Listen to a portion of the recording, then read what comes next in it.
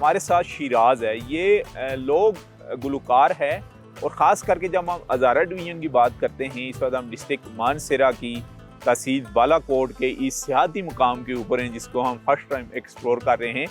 तो इनसे हम टप्पे सुनते हैं, यानी हिंदुओं में इसको टप्पे कहा जाता है और माहिया भी बोला जाता है। तो हमें कहा गया है कि इनको बड़ा माहिए के बड़े शौकीन हैं, और हमें कुछ सुनाएं जी शिराज साहब। वो फुले पावा वे चुनिया ते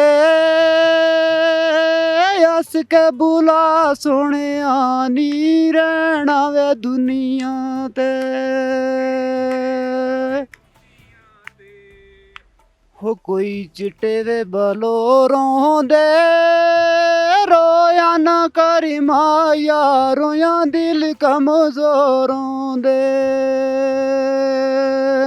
हो दी लथावे बेआड़ा ते सट के ना जा माया इना न किया उजाड़ा ते हो बावां उते बांगे होवे दौर के आमुत दाज पले पले रंगे होगे होए आसमानी वे हिल माया बसां ते कराए लग दे पे आदुल मिल माया बसा तक किराए लगते प्यादल आ मिल माहिया जी। हाँ, क्योंकि पेट्रोल तो अच्छा खासा महंगा हुआ है। तो क्या जबरदस्त माहिया सुनाया, कंटिन्यू रखें।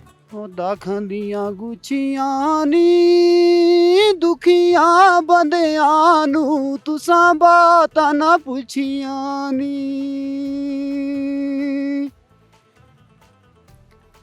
हो चोला वेला नाल चुप कर बे जिंदड़ी ओ मेरा सबूर खुदा नाल